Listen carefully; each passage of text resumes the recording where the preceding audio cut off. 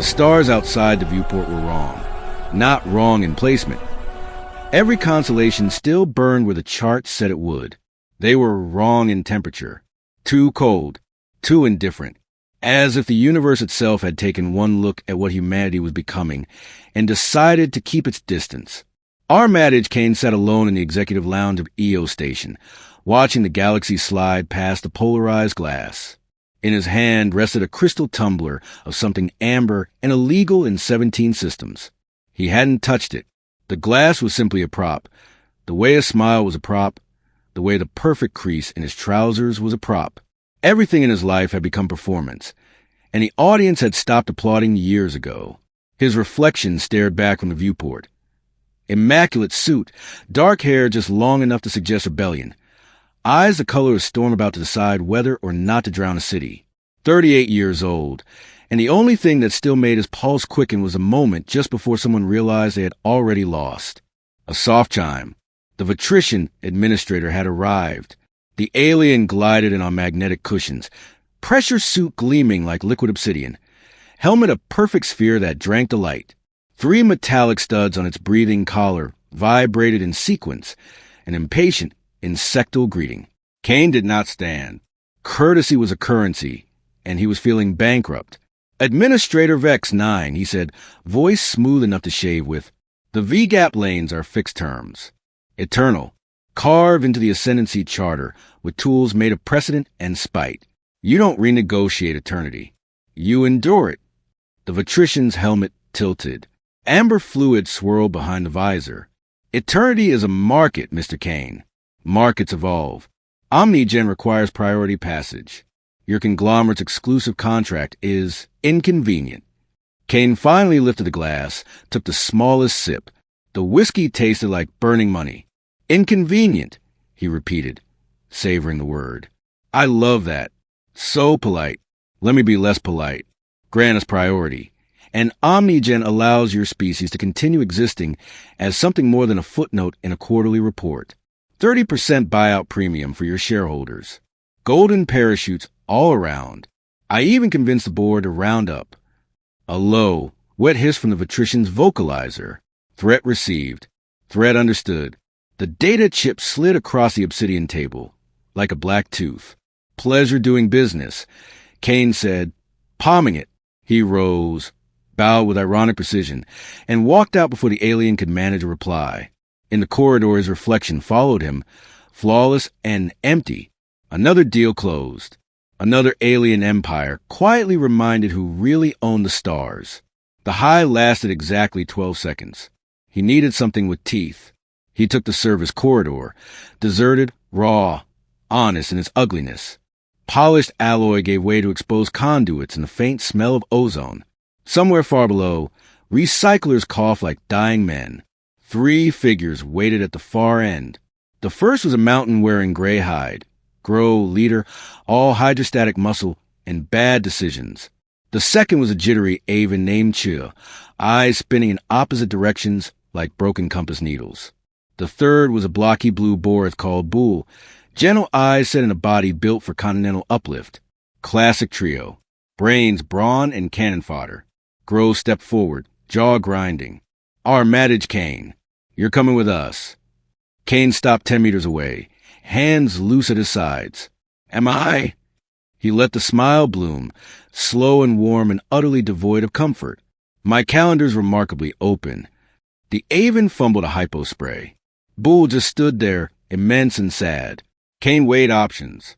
Silent alarm, 90 seconds. Cuffling transponder, 60. Fight pointless. Or he let the briefcase fall. It hit the deck with metallic scream. Platinum chits scattered like startled birds. All 3 aliens flinched. Beautiful. In that half-second of distraction, his cufflink iris scanned the local band and found one unregistered freighter signature, GR499B. He memorized it. Information was ammunition, and Cain never ran dry. Chill lunged, needle flashing. Cain extended his arm like a man offering a handshake. Try to hit the vein, please. This is sin silk.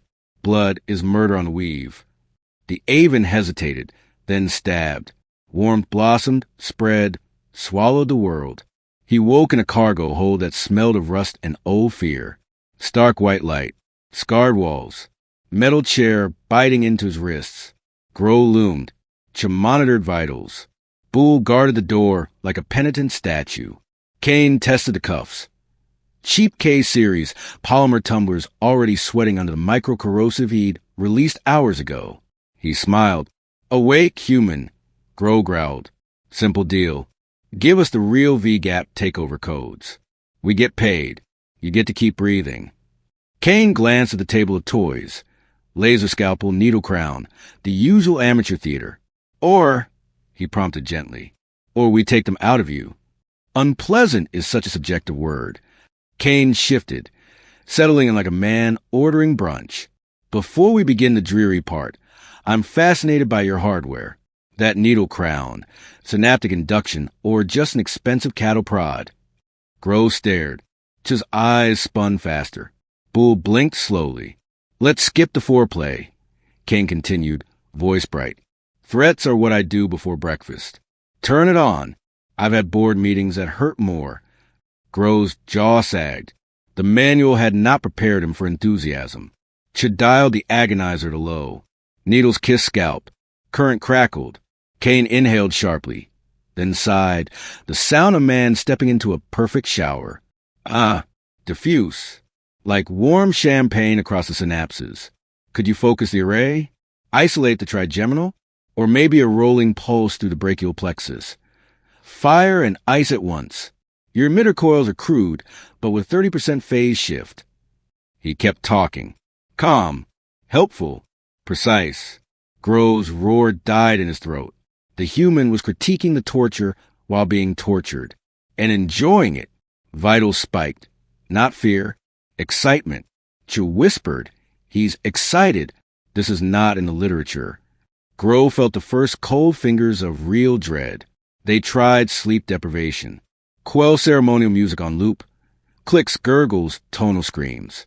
Cain hummed along, compared it favorably to a Terran artist named Aphex Twin, and spent 6 hours giving Grow unsolicited branding advice. Grow's Marauders sounds like a discount wrestling stable. Try Grow Discrete Solutions. Professional. Subtle. Implies you solve problems instead of just breaking kneecaps. They try brute force. Bull poked him gently in the shoulder. Cain looked offended. I've had rougher turbulence on a maglev. Here, angle from the side. Pressure point just under the floating rib. I'll guide you. Bull retreated, gills fluttering in distress. The talking man is too helpful. It feels wrong. Grow screamed into the bulkhead often after that. Desperate, to dove into forbidden human archives. He lasted 11 minutes before the Nathan's hot dog eating contest broke him completely. He curled under the console keening about endless bread tubes and mustard dimensions. Grow found him there, rocking, feathers molting from stress. On the Nightfall, Commander Sheila watched the Iron Leech wallow in the asteroid belt like a wounded animal. Her ship was a scalpel. Theirs was a rusted cleaver. She felt almost insulted to be sent after the same prey. 4 life signs forward, 1 human aft. Her sensor tech reported. Human vitals elevated, but stable. He's relaxed. Sheila allowed herself half a smile. Of course he is. She gave the order. Stealth breach. Clean sweep. No survivors. The boarding pod kissed hull with a lover's gentleness. Laser cutter began its patient circle. Cain heard it, smiled in the dark, felt the cuffs finally give with a soft plastic sigh. He rose, stretched, straightened his tie. Game time. Grow and Bull burst into the hole minutes later. Rifles up, faces gray with terror. Nightfall had hailed them, 1 minute to surrender or die.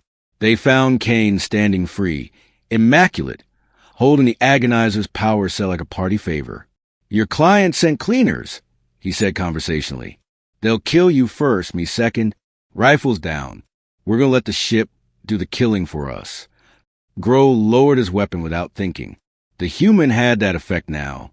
Cain laid it out like a quarterly projection. Unshielded conduits, jury rig short, Bull making noise and engineering, Grow groveling on comms. 1 concussion grenade for commander. They obeyed like apostles. The Nightfall team flowed in. Perfect formation, matte armor drinking the light. They crossed the scuffed deck plates. Cain nodded. Grow jammed the leads home. Blue hell erupted. For elite warriors danced like puppets with cut strings, armor smoking. Sheila, half a step behind, staggered as feedback fried her HUD.